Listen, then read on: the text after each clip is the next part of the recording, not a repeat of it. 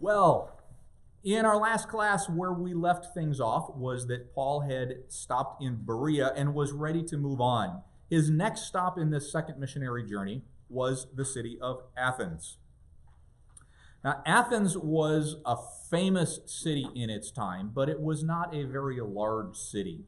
It was a city of only maybe 25,000. Now, if you live in a village or a small town someplace, that sounds large, but when you compare it to our large cities, Nairobi or New York or Beijing or any large city in the world, 25,000 is not very large.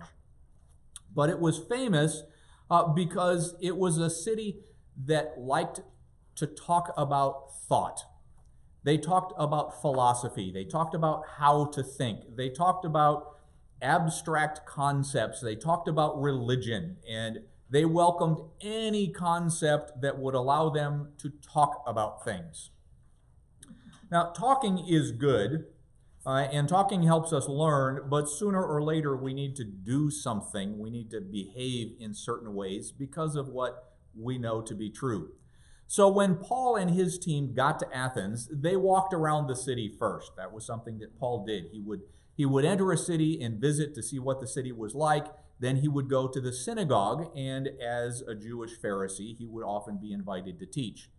Well, when Paul got to Athens, he discovered that it was a very religious city. They had temples, and they had altars, and they had shrines all over the city. You could not walk anywhere in the city without seeing some kind of temple to some god sooner or later.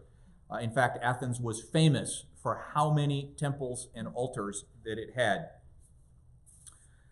Well, while Paul was teaching there, his teaching got the attention of one of the ruling groups in the city. In Athens, because religion was so important, one of the government branches actually was about religion. They had the ministry of religion. They called it the Areopagus. And the Areopagus was a group of men who were the judges for religious discussion. And if you taught something that was considered to be bad, you would be brought before these religious judges to explain yourself. And that's what happened to Paul. As he was walking down the street, he came into conflict with some of the Roman thinkers of the time, and so they brought him before this Areopagus, before the religious judges, to explain himself. Now, at the time, the philosophers, the thinkers of the Roman Empire, believed that they were the smartest people in the world. They believed that their thought was the best thought anywhere in the world. And so when Paul came and was talking about something that was new to them, and he was a Jew, they assumed that he was not as smart as they were. But they wanted to judge him. So they brought him in front, and they called him a babbler. They said, "What is this babbler talking about?" Now, in the first century, grain was carried through the streets on carts. This is still true in much of the world.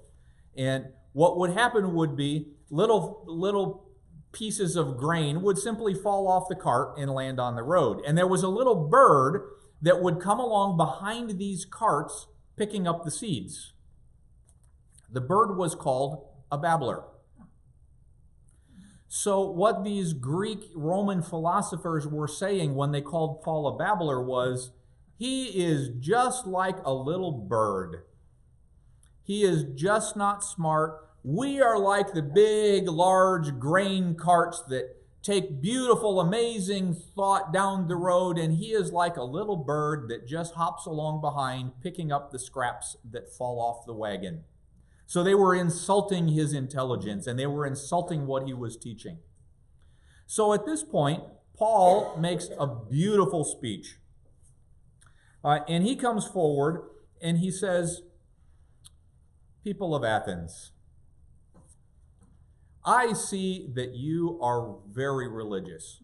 Now, this is a good way to start a speech because it's true, they were very religious, and it opens their hearts because there is no defensiveness. He did not start by saying, I have come to your city and see that you are all very foolish and wrong. That's not a good way to start a conversation. So he said, I see that you are very religious. In fact, you are so religious, you don't want to leave any God out of your discussion. You don't want to offend any God. And so I noticed that in one of your streets, you have a shrine, an altar that is built to the unknown God.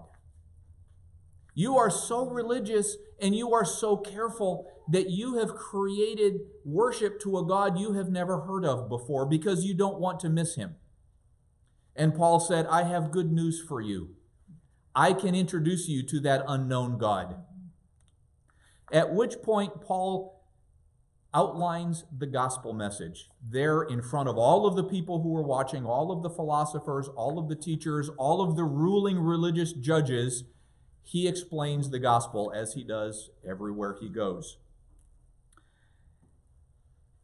When he did that, the same thing happened as happens everywhere he goes.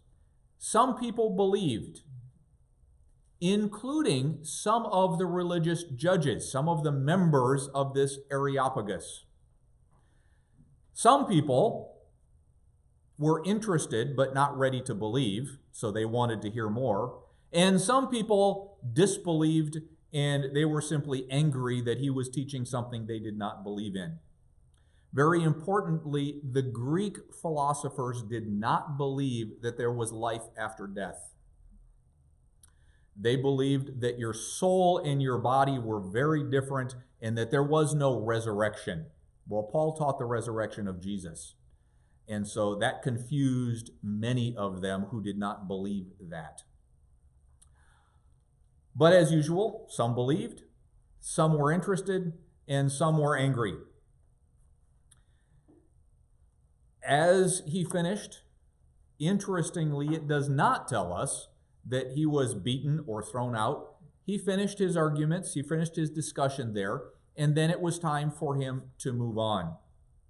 Paul left Athens then, having won many people to Christ, including some of the religious leaders of the town, and then he moved on to the city of Corinth, and we'll talk about that in our next session.